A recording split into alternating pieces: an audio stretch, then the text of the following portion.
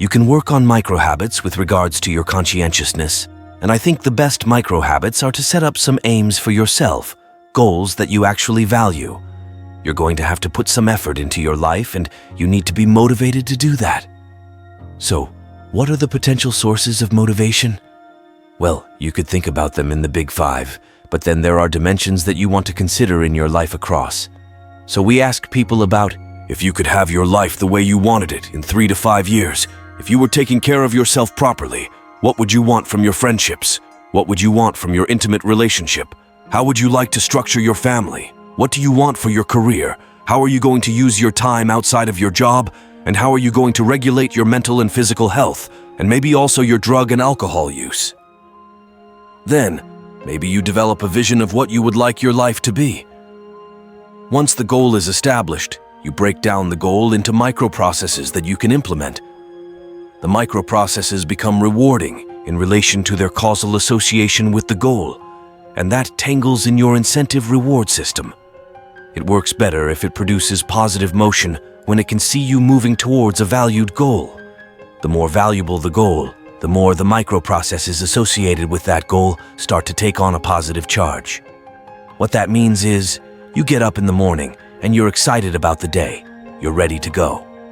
So, as far as I can tell, what you do is you specify your long-term ideal. You do that as a unique individual. You want to specify goals that make you say, oh, if that could happen as a consequence of my efforts, it would clearly be worthwhile. Because the question always is, why do something? Because doing nothing is easy. You just sit there and don't do anything. That's real easy. The question is, why would you ever do anything? The answer has to be, because you've determined by some means that it's worthwhile.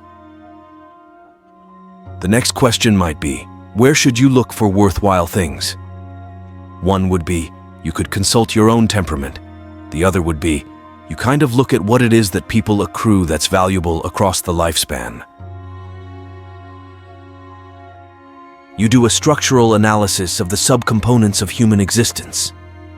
You need a family, you need friends, you need a career, educational goals, plans for your time outside of work, attention to your mental and physical health, etc. Those are what life is about. If you don't have any of those things, then all you've got left is misery and suffering. So, that's a bad deal for you. But once you set up that goal structure, let's say, and that's really what you should be doing at universities. That's exactly what you should be doing, trying to figure out who it is that you're trying to be. You aim at that and then use everything you've learned as a means of building that person that you want to be. Okay, number 1, specify your damn goals, because how are you going to hit something if you don't know what it is? That isn't going to happen. Often, people won't specify their goals because they don't like to specify conditions for failure. So if you keep yourself all vague and foggy, which is real easy because that's just a matter of not doing, then you don't know when you fail. People might say, well, I really don't want to know when I fail because that's painful. So I'll keep myself blind about when I fail. That's fine, except you'll fail all the time. You just won't know it until you've failed so badly that you're done. That can easily happen by the time you're 40. So I would recommend that you don't let that happen. So that's willful blindness, right? You could have known, but you chose not to. Once you get your goal structure set up, you think, okay, if I can have this life, it looks like that might be worth living, despite the fact that it's going to be anxiety-provoking and threatening, and there's going to be some suffering and loss involved in all of that. Obviously, the goal is to have a vision for your life such that, all things considered, that justifies your effort. So, then what do you do? Well, then you turn down to the micro-routine. It's like, okay, this is what I'm aiming for. How does that instantiate itself day to day, week to week, month to month? That's where something like a schedule can be unbelievably useful. Google Calendar, make a damn schedule and stick to it. So, what's the rule with the schedule? It's not a bloody prison. That's the first thing that people do wrong. They say, well, I don't like to follow a schedule. It's like, well, what kind of schedule are you setting up? I have to do this, then I have to do this, then I have to do this, and then I just go play video games because who wants to do all these things that I have to do? It's like, wrong. Set the damn schedule up so that you have the day you want.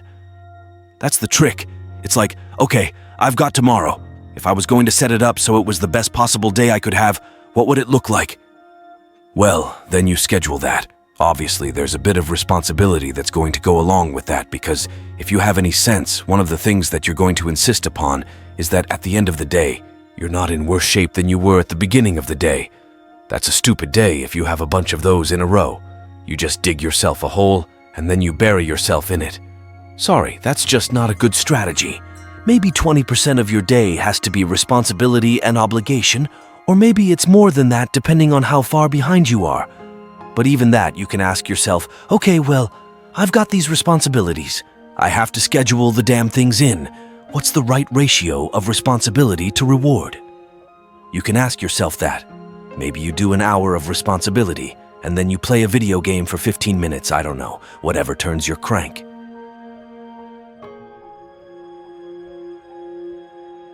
But you have to negotiate with yourself and not tyrannize yourself. You're negotiating with someone that you care for, that you would like to be productive and have a good life. That's how you make the schedule. Then you look at the day and you think, well, if I had that day, that would be good. Great. And you're useless and horrible, so you'll probably only hit it with about 70% accuracy, but that beats the hell out of 0, right? And if you hit it even with 50% accuracy, another rule is, well, aim for 51 the next week, or 50.5% for God's sake, because you're going to hit that position where things start to loop back positively and spiral you upward. So that's one way that you can work on your conscientiousness as a plan of life you'd like to have. But my point is that you have to understand that you're not your own servant, so to speak. You're someone that you have to negotiate with, and you're someone that you want to present the opportunity of having a good life to. That's hard for people because they don't like themselves very much. So they're always like cracking the whip and then procrastinating and cracking the whip and then procrastinating. It's like, God, it's so boring and such a pathetic way of spending your time. You know what that's like because you probably waste like 6 hours a day. It's painful to understand how much of what you're doing isn't productive. So, I'll give you an example. I've done this a couple of times with classrooms full of students, usually when I'm lecturing about career development. I say, okay, how much time do you waste? Then I get the class to vote. How many of you waste 10 hours a day? Like 10 of the kids will put up their hands. It's interesting because I don't define what constitutes waste. I just ask the question, so they're diagnosing themselves. I'm not saying you're wasting 10 hours a day. I'm just asking. Given your own attitude, how much time are you wasting? 10 hours a day. 10% of the people put up their hands. Well, when you get to like 6 hours a day, 80% of the people put up their hands. Okay, 6 hours a day. It's 42 hours a week. Let's call that a work week. 40 hours a week. So, that's a work week. What's your time worth? You're a university student? Well, it's certainly worth minimum wage, but it's worth way more than that, because if you spend a productive hour when you're 20, then you gain the benefits of that hour for the rest of your life. So, there's the compounding effect of time spent when we were young.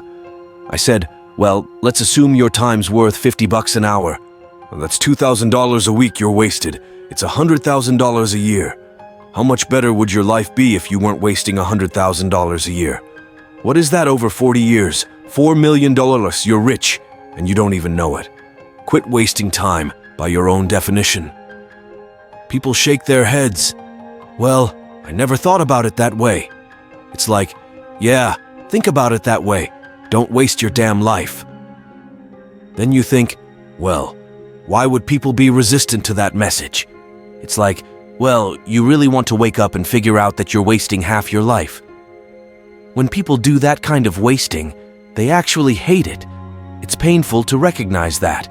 Then it's painful to think, oh my God, look how undisciplined I am. I don't know anything. I can't use a schedule. I can't stick to a calendar. I don't have any aims. I don't know anything about the world. Maybe there's a part of me that's bitter. because I haven't got everything already, and I'd like to just say to hell with it. That's the recognition of the Jungian shadow. That's what makes you vicious and untrustworthy, all of that. No one wants to look at that, and no bloody wonder. But hey, the alternative is worse.